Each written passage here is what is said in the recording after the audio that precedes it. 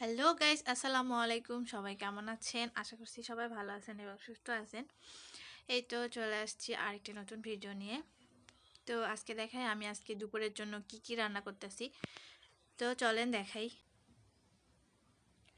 তো এই যে দেখেন, এখানে মুরগির মাংস মানে ব্রয়লার মুরগির মাংস আজকে রান্না করব আমি।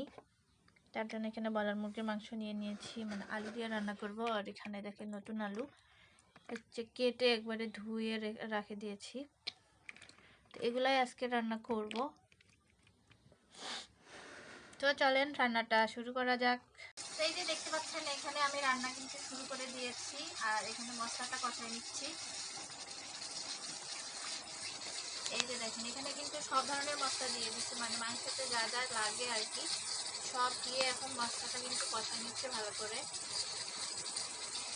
তো এরপর আমি এই যে মাংস দিয়ে দেব।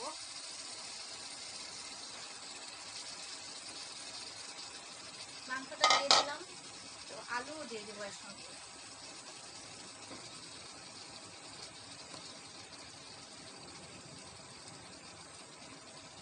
এরপরে এটা একদম ভালো করে মানে মিশাই নেব আর কি।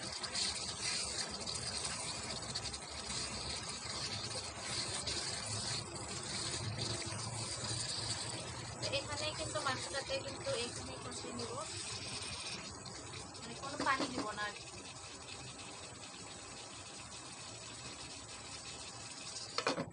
তো এখন রান্নাটা হতে থাক।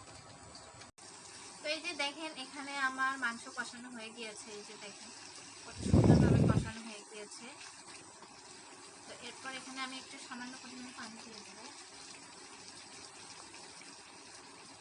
আর ব্রয়লারের মাংস কিন্তু ঝোল রাখতে ভালো লাগে না, তাই অল্প পরিমাণেই পানি দিলাম আর কি, মানে জাস্ট একটু মাখা মাখা হবে।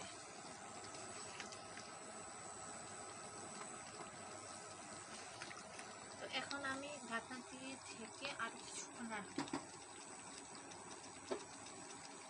বলক আসা পর্যন্ত আরেকটু রান্না করে নিব আর কি। তো আমার রান্নাটা কিন্তু হয়ে গিয়েছে।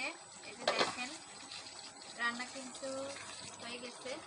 এখন শুধু আমি একটু জিরা গুঁড়া দেবো, মানে রান্নার শেষে জিরা গুঁড়া দিলে কিন্তু অনেক সুন্দর একটা ফ্লেভার আসে। তো এই যে জিরা গুঁড়া দিয়ে দিলাম। তো এখন আমি ঢাকা দিয়ে ঢেকে দিব। তো আমার রান্নাটা কিন্তু হয়ে গিয়েছে। তো আজকের ভিডিওটা এই পর্যন্তই। টাটা।